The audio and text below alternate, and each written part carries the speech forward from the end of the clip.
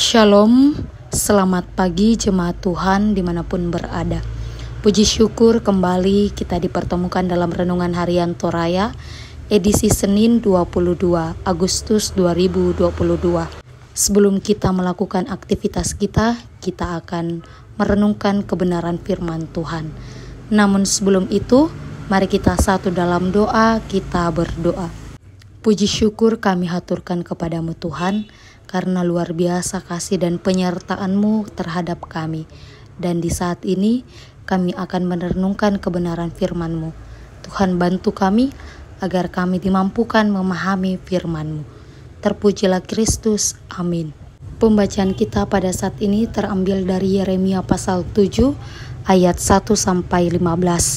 Firman Tuhan berbunyi demikian. Khotbah Yeremia mengenai bait suci. Firman yang datang kepada Yeremia daripada Tuhan, bunyinya, berdirilah di pintu gerbang rumah Tuhan, serukanlah di sana firman ini dan katakanlah, dengarlah firman Tuhan. Hai sekalian orang Yehuda yang masuk melalui semua pintu gerbang ini untuk sujud menyembah kepada Tuhan. Beginilah firman Tuhan semesta alam, Allah Israel, perbaikilah tingkah lakumu dan perbuatanmu. Maka aku mau diam bersama-sama kamu di tempat ini. Janganlah percaya kepada perkataan dusta yang berbunyi, ini bait Tuhan, bait Tuhan, bait Tuhan. Melainkan jika kamu sungguh-sungguh memperbaiki tingkah lakumu dan perbuatanmu, jika kamu sungguh-sungguh melaksanakan keadilan di antara kamu masing-masing, tidak menindas orang asing, yatim dan janda, tidak menumpahkan darah orang yang tak bersalah di tempat ini, dan tidak mengikuti Allah lain yang menjadi kemalangan sendiri. Maka aku mau diam bersama-sama kamu di tempat ini, tanah yang telah kuberikan kepada nenek moyangmu dari dahulu kala sampai selama-lamanya. Tetapi sesungguhnya kamu percaya kepada perkataan dusta yang tidak memberi faedah. Masakan kamu mencuri, membunuh berzina, dan bersumpah palsu, membakar korban kepada Baal dan mengikuti Allah lain yang tidak kamu kenal. Kemudian kamu datang berdiri di hadapanku, di rumah yang atasnya namaku diserukan, sambil berkata, kita selamat, supaya dapat pula melakukan segala perbuatan yang keji ini. Sudahkah menjadi sarang penyamun di matamu rumah atasnya namaku diserukan ini? Kalau aku sendiri melihat semuanya demikian firman Tuhan. Tetapi baiklah pergi dahulu ke tempatku yang di Silo itu, di mana aku membuat namaku diam dahulu, dan lihatlah apa yang telah kulakukan kepadanya karena kejahatan umatku Israel. Maka sekarang, oleh karena kamu telah melakukan segala perbuatan itu juga demikianlah firman Tuhan.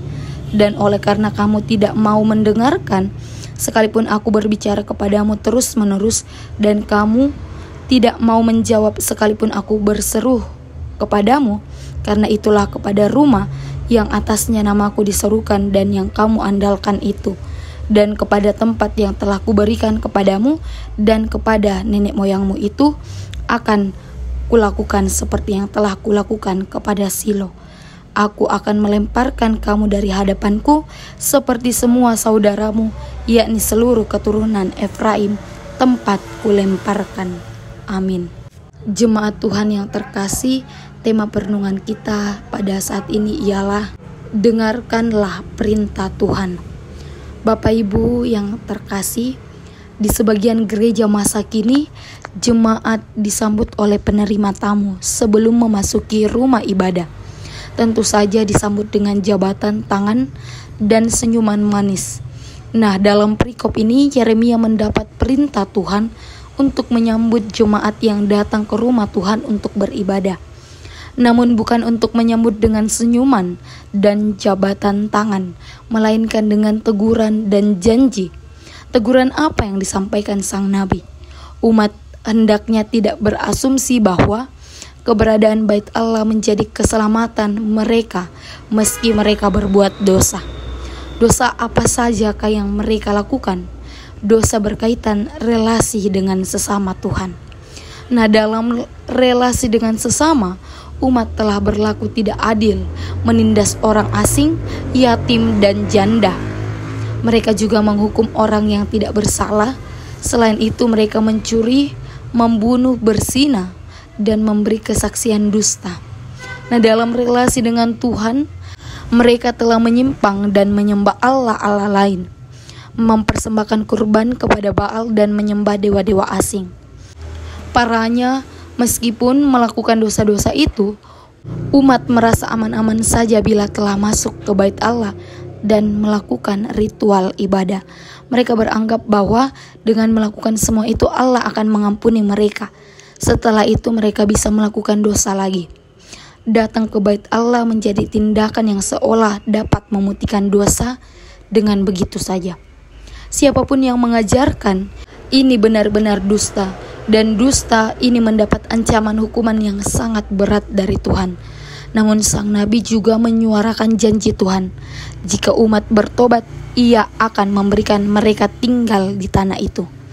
Bertobat artinya mengubah cara hidup dan perbuatan mereka yang berkaitan dengan relasi mereka terhadap Tuhan dan sesama. Sesungguhnya Tuhan itu maha baik, Ia tidak menjatuhkan hukuman dengan begitu saja. Ada peringatan dahulu dan janji pemulihan bila umat mau bertobat. Maka dari itu, maka setiap kali mendengar peringatan Tuhan, jangan abaikan, bertobatlah. Amin. Mari kita satu dalam doa, kita berdoa. Terima kasih Tuhan, di pagi hari yang indah ini Engkau masih perkenankan kepada kami, memberikan hari yang luar biasa bagi kami. Dan kami pun juga telah mendengarkan akan kebenaran firman-Mu yang dimana mengajarkan kami untuk selalu mendengarkan akan perintah-Mu melalui firman-Mu Tuhan. Oleh karena itu, bantu kami Tuhan agar betul-betul menjadi pelaku akan firman-Mu. Tuhan, kami datang mendoakan segenap jemaat-Mu. Tuhan, berkati mereka di dalam kehidupan mereka, di dalam pekerjaan mereka, di dalam tanggung jawab mereka. Tuhan juga memberikan kesembuhan bagi yang dalam kelemahan tubuh, menjadi dokter menjamah setiap sakit penyakitnya Tuhan.